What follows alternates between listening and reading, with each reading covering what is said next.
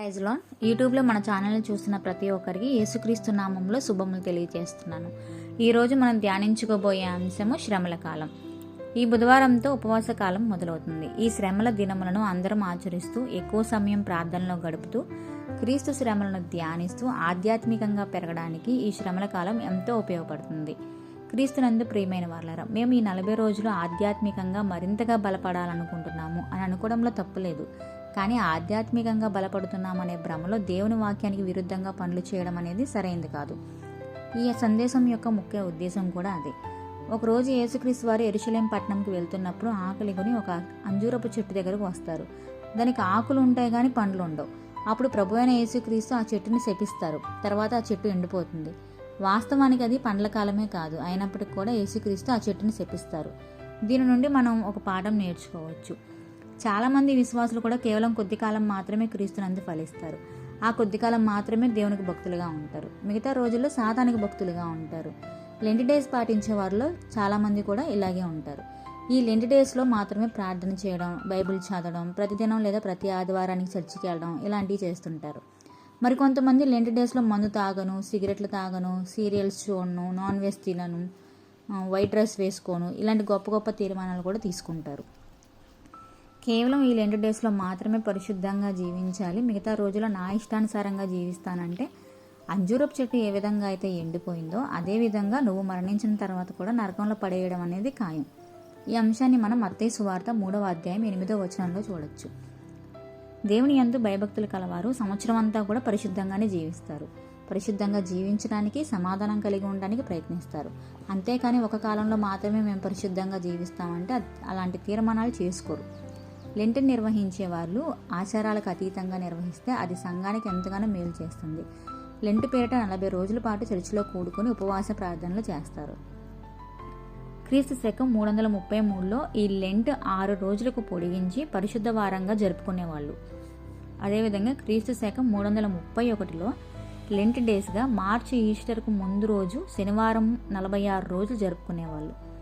కొద్ది కాలానికి వాటి మధ్యలో వచ్చే 6 ఆదివారాలను మినహాయించి మిగిలిన 40 రోజులను ఉపవాస దినాలుగా చేయడం ప్రారంభించారు. క్రీస్తు శకం 390లో లెంట్ డేస్ ప్రారంభాన్ని భస్మ బుధవారంగా జరపడం ప్రారంభించారు.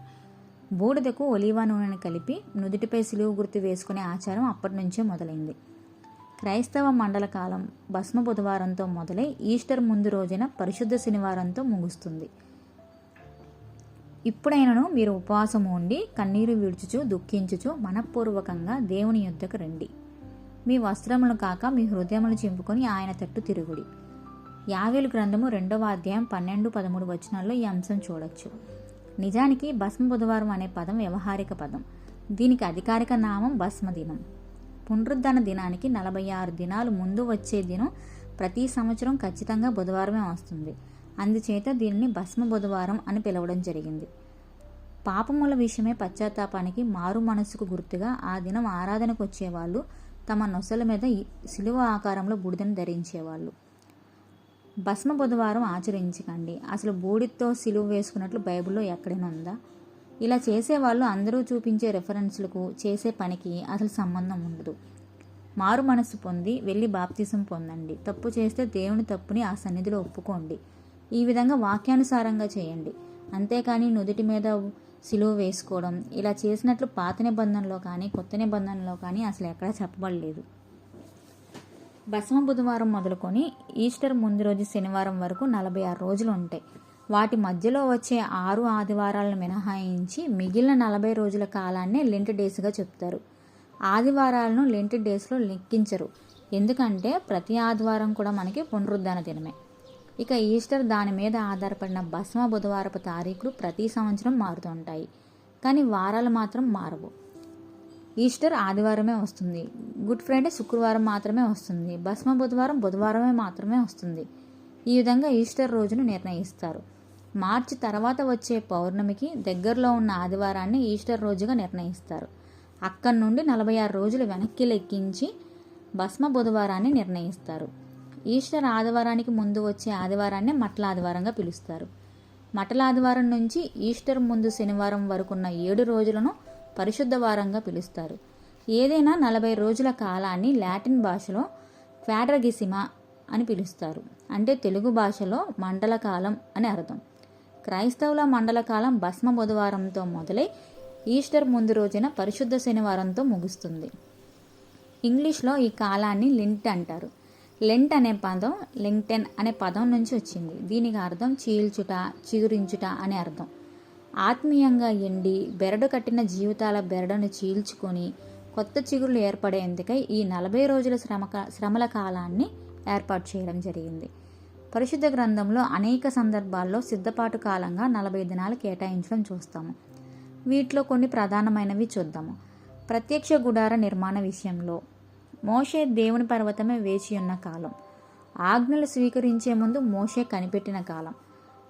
ఏలియా దేవుని ప్రత్యక్షతను పొందడానికి చేసిన 40 దినాల ప్రయాణ కాలం. అన్నిటికి మించి మన ప్రభువైన యేసుక్రీస్తు తన బహిరంగ పరిచర్య ప్రారంభించడానికి ముందుగా సిద్ధపాటు అరణ్యంలో గడిపిన 40 దినాల ఉపవాస కాలం.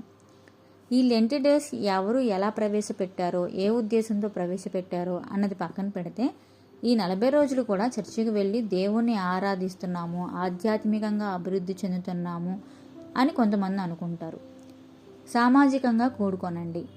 ఈ 40 రోజులు మాత్రమే కాకుండా మిగతా రోజుల్లో కూడా సంఘ ఆరాధనలో, కుటుంబ ఆరాధనలో, బహిరంగ సభల్లో కూడా పాల్గొనండి. వాక్యం చదవడం, ప్రార్థన చేయడం ఈ 40 రోజులు మాత్రమే కాకుండా మిగతా రోజుల్లో కూడా పాటించండి. ఉపవాస ప్రార్థన రహస్యంగా చేయండి. విశ్వాస జీవితంలో ఉపవాసానికి, ఉపవాస ప్రార్థనలకు విశేషమైన స్థానం ఉంది. ప్రభువే ఈ విషయాన్ని కొండ మీద ప్రసంగంలో స్వయంగా బోధించారు. లెంట్ కాలంలో చాలామంది విశ్వాసులు ప్రతి రాత్రి లేదా ప్రతి శుక్రవారం రాత్రి ఉపవాసం చేస్తారు. అలా చేసేవాళ్ళు ఒక విషయం తప్పక గమనించాలి. వ్యాధిగ్రస్తులు, బలహీనులు, డయాబెటీస్ ఉన్నవాళ్ళు, చిన్నపిల్లలు విశ్వాసులు అయినప్పటికీ కూడా ఆరోగ్య సూత్రాలను అతిక్రమించకండి. బైబిల్లో ఉపవాస అధ్యాయంగా పిలువబడే యెషయా 58వ అధ్యాయంలో ఉపవాసం ఏ విధంగా చేయకూడదు, ఏ విధంగా చేయాలి అనేది వివరంగా వ్రాయబడింది. దీర్ఘకాల ఉపవాసాలు అత్యంత అరుదైన సందర్భాల్లో మాత్రమే, దాదాపు ఒకరి జీవిత కాలానికి సరిపడా మాత్రమే చేసినట్లుగా చూస్తాము. ఉపవాస ప్రార్థనలో ఉన్నప్పుడు మీ వ్యాపారాలు చేయకండి. ఆఫీసుకి వెళ్ళడం, కాలేజీకి వెళ్ళడం, ఇలా వెళ్ళడం వల్ల నువ్వు రోజంతా ఉపవాసం ఉన్నా కూడా అది మూర్ఖత్వమే అవుతుంది. ఉపవాస ప్రార్థన దేవుని కొరకు చేయకండి. అలా చేయమని బైబిల్ కూడా చెప్పలేదు. దేవునితో సహవాసం కలిగి చేయండి. ఉపవాస ప్రార్థన అసలు ఎందుకు చేయాలి, ఎవరి కోసం చేయాలి అనేది బైబిల్ చదివితేనే మనకు అర్థమవుతుంది. భస్మ బుధవారం ఆచరించకండి. అసలు బూడితో సిలువ వేసుకున్నట్లు బైబిల్లో ఎక్కడా కూడా లేదు. మారు మనస్సు పొందితే వెళ్ళి బాప్తీసం పొందండి. తప్పు చేస్తే దేవుని తప్పుని దేవుని సన్నిధిలో ఒప్పుకోండి. ఈ విధంగా వాక్యానుసారమైన జీవనాన్ని సాధించండి. అంతేకాని నుదుటి మీద బూడితో సిలువ వేసుకోవడం, ఇలా చేసినట్లు పాత నిబంధనలో కానీ కొత్త నిబంధనలో కానీ ఎక్కడా లేదు. మట్టలాదివారం రోజు మట్టలను జాగ్రత్తగా తెచ్చి ఇంట్లో పెట్టుకుని 1 సంవత్సరం వరకు వాటిని కాపాడి వాటికి దైవంలాగా చూడడం, ఆరాధించడం లాంటి పనులు చేయకండి. ఇది కూడా బైబిల్లో మనకి చెప్పబడలేదు. ఇంకా లెంట్ డేస్లో కేవలం సిలువ పాటలే పాడాలి, మాంసం తినకూడదు, రంగు వస్త్రాలు ధరించకూడదు, మెడలో సిలువమాల వేసుకోవాలి, శ్రమ దినాలు, దుఃఖ దినాలు కాబట్టి శుభకార్యాలు జరుపుకోకూడదు అనేటువంటి వ్యర్థమైన తీర్మానాలు కూడా చేయకండి. క్రీస్తునందు ప్రియమైన వారలారా, మేము ఈ 40 రోజులు కూడా ఆధ్యాత్మికంగా మరింత బలపడడానికి కూడుకుంటున్నాం అనడంలో తప్పులేదు. కానీ ఆధ్యాత్మికంగా బలపడుతున్నామనే భ్రమలో దేవుని వాక్యానికి విరుద్ధంగా పనులు చేయకండి. ఈ అంశం యొక్క ముఖ్య ఉద్దేశం కూడా అదే. హల్లెలూయా. మన దేవుని ప్రేమయు రక్షకుడైన